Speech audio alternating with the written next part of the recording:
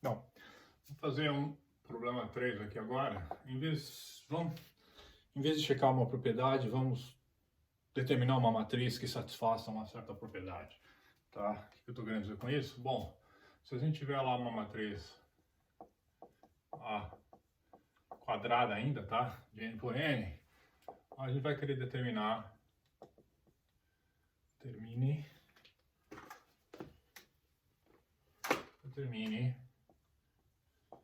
a matriz transposta, tá?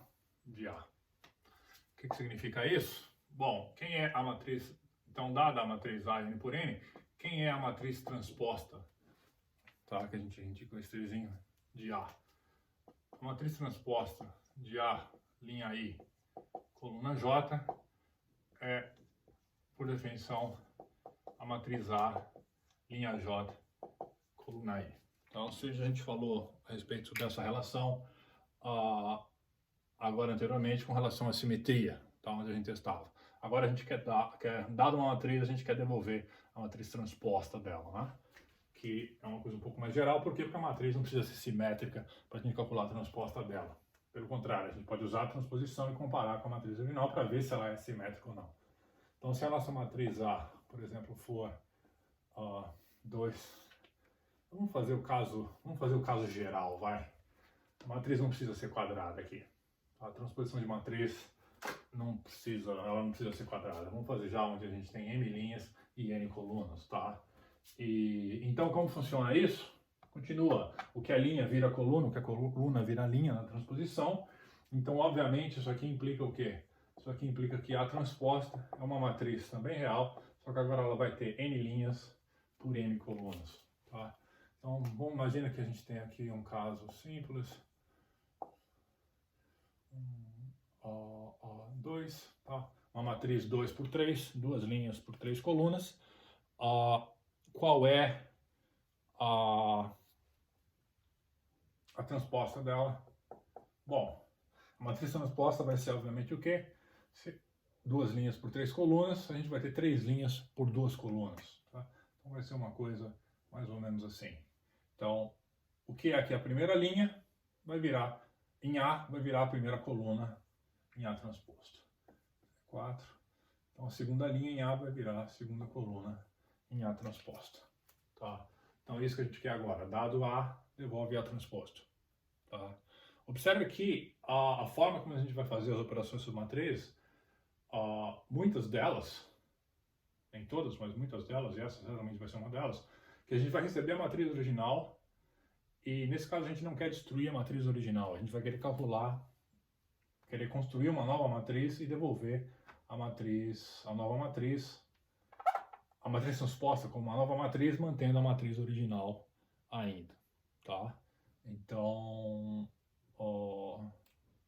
seria tão bom exercício mudar a estrutura da A para calcular a transposta e devolver nela mesma, tá? Mas a gente vai fazer uma coisa que simplesmente cria uma nova matriz. Por quê? Porque isso é uma pergunta também que a gente quer responder, tá? Como é que a gente cria uma matriz? A gente sabe que matriz é listas de listas, tá? Mas como é que a gente inicializa uma matriz, tá?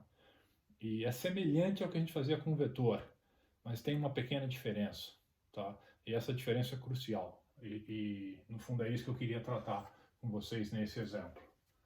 Então, precisa deixar a definição ali.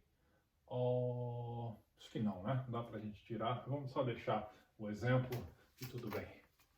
Então, no exemplo a gente reconstrói a definição se for preciso. Tá.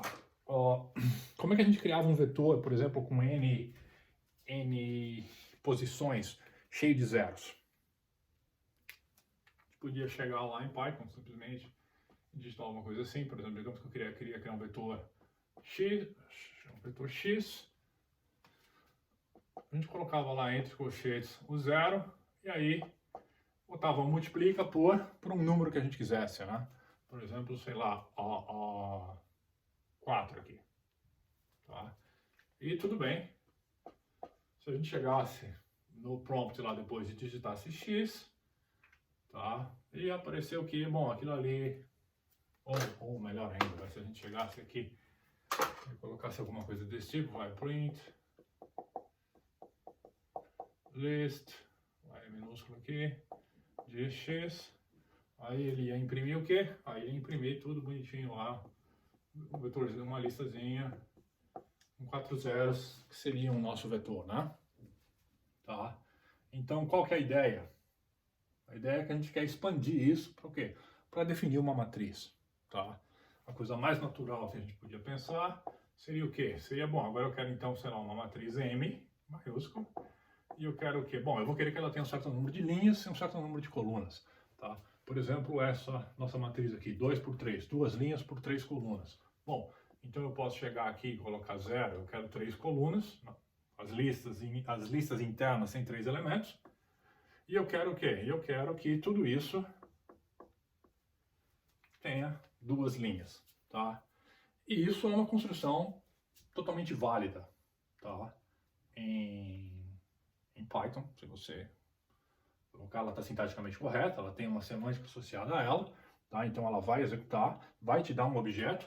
A questão é que o objeto que a gente vai receber com isso aqui não é exatamente o objeto que a gente gostaria, tá? O que está acontecendo? Está acontecendo que isso aqui, tá? De acordo com o Python funciona, isso aqui vai criar uma lista com 3 elementos onde todos eles são zeros, tá? Realmente é isso que a gente quer, exatamente como se fosse o vetor lá. E a gente vai obter uma referência para esse elemento. Quando a gente fizer a segunda lista vai repetir a referência para esse objeto, tá? Então, no fundo, mesmo quando a gente chega aqui e digita, por exemplo, aqui um print list de M, por exemplo, tá? A gente vai realmente obter uma coisa desse tipo aqui, 0, 0, 0, 0, 0, 0. Tá? Exatamente o que a gente queria. Só que esses dois objetos aqui, essas duas listas aqui, da forma como a gente definiu aqui, elas são iguais. Tá? Ou seja, é como se a gente tivesse uma única linha que aparecesse 2 vezes. O que eu estou querendo dizer com isso? Bom, o que eu estou querendo dizer com isso é o seguinte. Se a gente chegasse aqui e fizesse na nossa M lá, por exemplo, o elemento posição 0, coluna 0, e colocasse 1, se a gente repetisse lá o nosso print, sei lá, list de M, o que a gente obteria seria o quê? Seria a seguinte situação. 1, 0, 0, 1, 0, 0. Ou seja, eu mandei trocar apenas o elemento da lista 0, posição 0. Então esse era o único que eu queria trocar por 1. Mas como essas listas são iguais, ele troca os dois. Tá? Isso não é um bug, tá? Isso não é um defeito, isso é a forma como o Python lida com as referências e a replicação de objetos. Tá? Isso aqui é uma espécie de macro, não vou entrar em mais detalhes, muitos detalhes com vocês a respeito disso, mas o ponto é que isso está fazendo o que ele deveria fazer, e não é, só que não é aquilo que a gente quer. Tá? Então como é que será que a gente conserta isso de forma a não obter esse tipo de comportamento? Tá? O que a gente gostaria era exatamente quando eu desse um print, que saísse, após esse comando, que saísse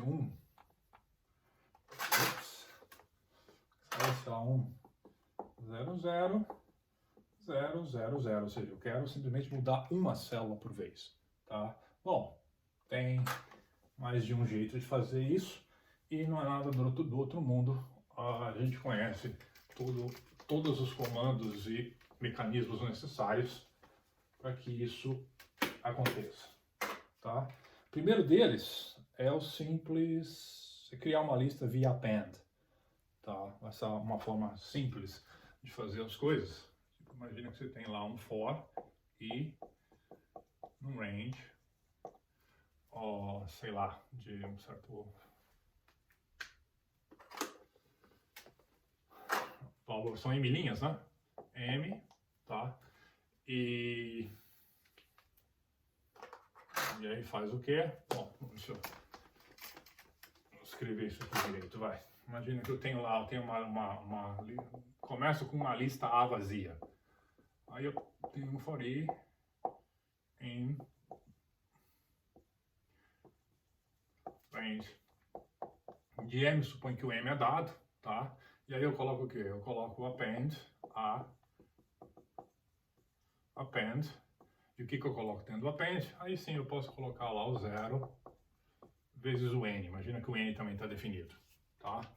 Então isso aqui vai criar exatamente para cada vez que eu executar isso aqui vai criar uma lista que vai ser uma referência nova, e essa referência nova vai ser colocada dentro da lista. Então ao final eu vou ter uma matriz como eu quero, tá? Como a gente quer. Tá? Então essa é uma possibilidade. Pode usar sem problemas. Outra possibilidade é o quê? É usar list comprehensions, tá? Que é a definição de listas por predicados, semelhante a geradores, né? Os generators. Fica um pouco mais sucinto. Seria o quê? A gente chega aqui e define, bom, o que eu quero que essa lista tenha o quê? Eu quero primeiro, bom, que a lista interior tenha um 0. E esse 0 seja o quê? Ele seja, por exemplo, para J no range do N. E fecha o primeiro list comprehension. Ou seja, então isso aqui vai ser um 0 para cada J em N. Então isso aqui vai ser uma lista com N zeros. E aí para cada uma dessas, eu quero que tenha um desse para I em range de M, por exemplo. Tá? Então eu tenho aqui dois predicados que são avaliados, tá? E me geram uma matriz, então, com isso aqui, cada coluna tem N zeros e cada linha vai ter uma lista dessas aqui, tá? Então, eu usar isso aqui, o primeiro formato com append, explicit, ou esse aqui, tanto faz, os dois dão praticamente na mesma. Eu particularmente gosto mais de usar esse aqui, eu acho ele um pouco mais sucinto, tá? E até porque a gente consegue fazer umas coisas bem interessantes. O código fica bem mais curto quando a gente usa esses list comprehensions, tá? Então, tendo isso em mente, agora a gente já pode resolver o problema da transposta, tá? Fica uma coisa simples. E eu vou tentar deixar, né, esse código da list comprehension aqui, para a gente ver como a gente pode utilizá-lo. Vou botar o código então agora em outra cor. Então imagine que a gente está lá, define uma função chamada transpose, tá? Que vai receber lá a nossa matriz de floats. E, bom, a gente vai devolver uma outra matriz agora, né? Lembra, isso aqui são só anotações de tipo, né? Útil para a documentação e para a gente saber o que está esperando. Eles não fazem a conversão do tipo explicitamente. Eles ajudam, mas não é aquela coisa explícita, aquela conversão dura, explícita, né? Hard conversion, a gente chama. Bom, o que a gente precisa fazer aqui? No fundo, a gente quer transpor a matriz e transformar o que é linha em coluna, né? E se a gente prestar bem atenção, dá para fazer com essa linha que a gente tem aqui, né? Alguém já enxergou como? Aqui está praticamente tudo que a gente precisa para construir uma matriz transposta. Tá? Por quê? Porque ela está construindo uma matriz. A gente não precisa nem colocar numa variável A aqui. A gente está recebendo. A gente já podia simplesmente dar um return nessa expressão aqui. Essa aqui, se a gente escrevesse aqui um return, isso aqui, a gente já estaria devolvendo uma matriz com N linhas e M, quer dizer, com M linhas e N colunas cheias de 0, tá? Bom, não é bem isso que a gente quer fazer, né? Mas o que é? Então, bom, quem é N e quem é M? No caso, a gente tem a matriz, a gente quer devolver a transposta. Então, no fundo, o número de linhas aqui seria exatamente o número de colunas que a gente teria na matriz original, certo? Então, aqui a gente vai... O número de linhas tem que ser o quê? O número de colunas que a gente tinha em A. Tá? Então, len de A de 0. Tá? Ops, está faltando alguma coisa aqui. Falta o colchete aqui. Tá. E quem é o N, então? O N, que é o número de colunas, seria exatamente o número de linhas que a gente tinha originalmente. Tá? Seria o len de A.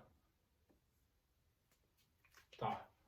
Então, a gente pode até trocar o I e o J se quiser, mas vamos ver. Então, isso aqui vai dar um novo número de linhas, que é igual ao número de colunas original. Isso aqui vai dar um novo número de colunas, que é igual ao número de linhas original, tá? Só que agora, a gente não quer colocar zero aqui dentro, né? Quem que a gente quer colocar aqui? Quem é o elemento que tem que entrar ali? Bom, é o elemento da A que a gente recebeu. Quem é o elemento da A que a gente coloca ali? Bom, esse I está sendo indexado, está indexando aqui as colunas. Bom, faz o seguinte, para ficar mais fácil ainda de entender, troca o I com o J aqui. Tá.